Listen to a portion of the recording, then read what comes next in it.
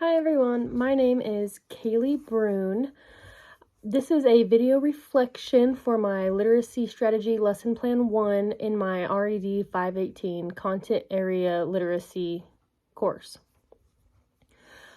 I am currently working on my Master's in Education for Special Education. I originally completed my Bachelor of Science in Agronomy, so I have never taught in a classroom before, so this was my very first time ever planning a lesson. I have never seen a lesson planned, so this was quite the learning experience for me. I used education.com and K-12 Learning for some references. I am currently a part of the Southwest Teacher Quality Partnership Program. This program allows me to work on my graduate courses while shadowing a mentor at the local high school. Pretty awesome program. While I'm shadowing with my mentor, I get to work with some fourth graders, and they have currently been working on some reading and writing assignments while we have them in the special education room. So I kind of chose to plan this lesson that applies to these students, so that way maybe I can actually apply this lesson at some point to them, hopefully within this next week. Actually, as a part of the program that I'm in, we are required to plan a lesson and apply it to some students, so this lesson gave me the perfect opportunity to do so. The lesson plan that I'm going to be reviewing with you guys is over identifying sentence fragments. I planned it as a 4th and 5th grade lesson. My before strategy was to play a board game relating to the lesson before we begin. My during strategy to keep students engaged is a worksheet in which they will work on in pairs. The worksheet that they're going to be using is from the K-12 Learning site. It's over sentences and fragments, but that comes later on in the lesson. And then at the end of the lesson, I have another worksheet that is writing complete sentences that would be assigned as homework and then reviewed the next day. My after strategy would be at the end of the lesson to ask students what happens when you come across a fragment and gauge their responses, which would tell me whether or not there's anything that I need to go back and cover.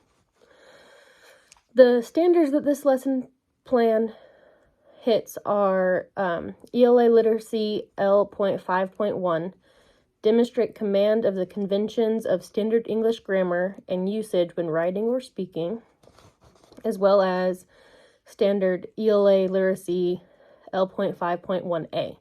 Explain the function of conjunctions, prepositions, and interjections in general and their function in particular sentences. The objectives are for students to be able to identify sentence fragments and complete sentences. Some of the materials that I will be using for this lesson is a class set of the 2 worksheets that I just mentioned previously. I will have 15 note cards with singular subjects, 10 note cards with predicates that complete sentences for the singular subjects, and 10 note cards with dependent clauses. I will create these note cards, or I have created these note cards in a PowerPoint document and will print them all off to use in the lesson. So the technology that I would be using for this lesson is a projector for whenever I'm presenting in the classroom and my PowerPoint, because I also put some PowerPoints that I would present while teaching this lesson. Some key vocabulary is singular subjects, predicates, and dependent clauses, as well as complete sentences and sentence fragments for necessary language. Some student grouping is whenever we go into working on the worksheets, The students will work in pairs of 2 selected by me, so that way there's not picking and choosing between students. And then for all the planned activities in this lesson, we will work as one big group. My differentiated instruction consists of, first of all, content, students learning to identify sentence fragments. Providing instruction with the PowerPoint, and then providing subjects and predicates on sentence strips, and allowing the students to manipulate them as sentence building blocks. Then I will have students edit and revise written work of their peers by identifying and helping others fix their fragments.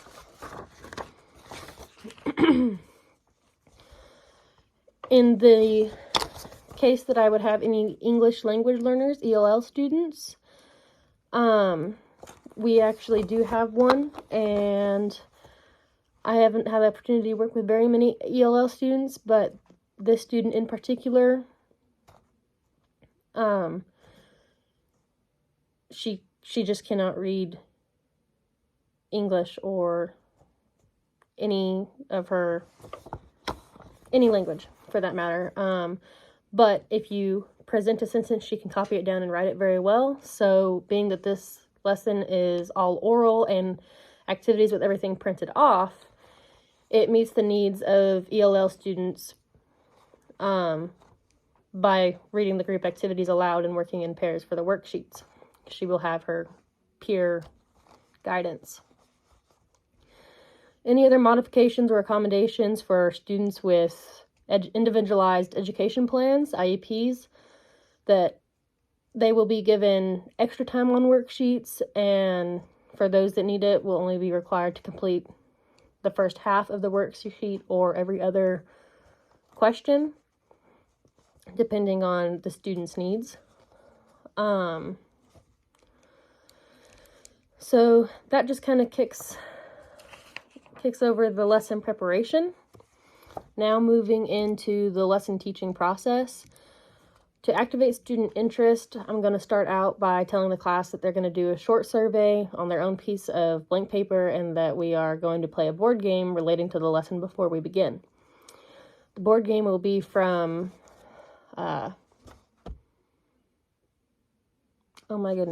Frog Preparations or something like that. It's a great outlet. We use it a lot for instances like this in the classroom with my mentor. But this process should only take about 2 minutes. Next in the teaching process is activating and building prior knowledge. I'll have students write on a piece of paper their name and what they currently know about sentence fragments. If they have no current knowledge, they will just write their name and a question mark below it, fold the piece of paper in half, and pass it up to the front. I will be assuring students that no one will read them except for me. It's just a little quiz or assessment for me to know where my students stand. Frog Publications, that's the name of the piece of the board game that we'd be using for the beginning of the lesson. We would choose cards out of that that relate to this lesson in sentence fragments. During this, I would write the lesson objectives up on the board and in student-friendly words. So while we are learning to identify sentence fragments and complete sentences, I would write, perhaps, learning to find incomplete sentences, and then put in parentheses fragments. That would take about 2 minutes, while the assessment and board game would take approximately 10 minutes. To build background content, I would do a quick review with my students. This will take about 10 minutes. I will review with them that a sentence must have a subject and a predicate to be a complete sentence. If it doesn't have both, then it is a sentence fragment. When a complete sentence has a subject and a predicate, you can identify who, what, and a what about it. That is the review that I would do with my students. Using the projector, I would do the first question of sentences or fragments worksheet, the worksheet that they will be doing in groups of 2. And I would model finding whether the sentence is a sentence or a fragment on the first question of that worksheet, and then break the students up into groups to work into pairs to work on the rest of the worksheet. That whole deal should take about 10 minutes. While they are working in their groups, I will place all the subject note cards into one pile and shuffle my predicate independent clause note cards into a second pile. Once the students have completed their sentence or fragment worksheet, we will review it and make sure there's no questions, clarify any questions they might have, then move into the next section of my lesson. I'll explain to students that I'm going to take sentences apart and that they're going to put them back together. So I'll write a sentence fragment on the board and have the students revise it into a complete sentence, and then see if they can revise it in multiple different ways. For informal assessments, oral language practices, one student will select a note card from the first pile of subjects and wait at the front of the class. Then another student will come up and select a note card from the second pile and have them stand beside the first student. They will each read their note cards to make the sentence, one student having the subject and one having a note card from the predicates or the independent clauses. The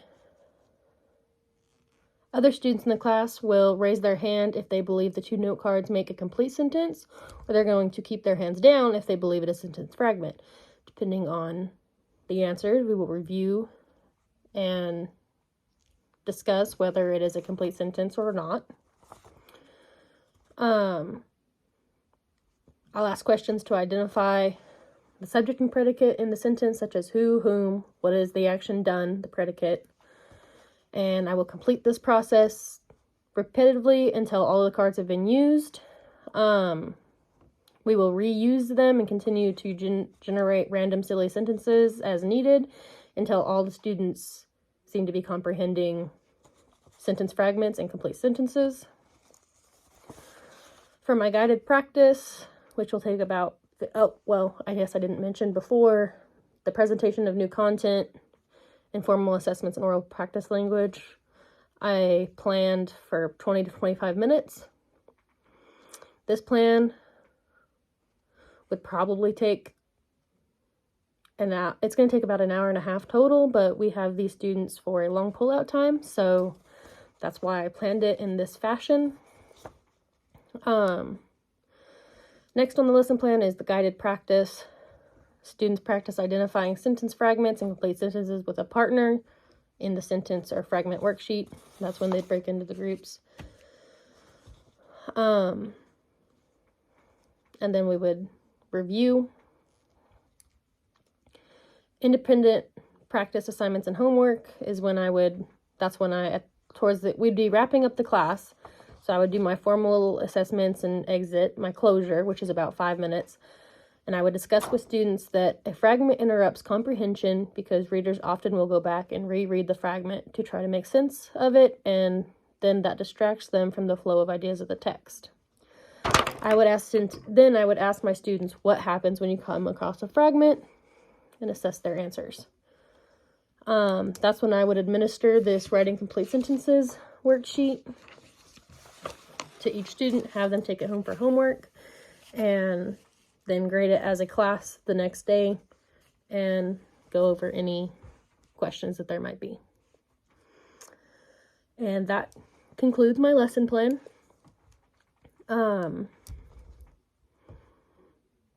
It was definitely a learning experience, and it gave me a whole new appreciation for how much time teachers have to put into lesson planning. I am hoping that with more practice, I get much better at it. But thank you for watching this video reflection. Hope everyone has a great day. Thanks.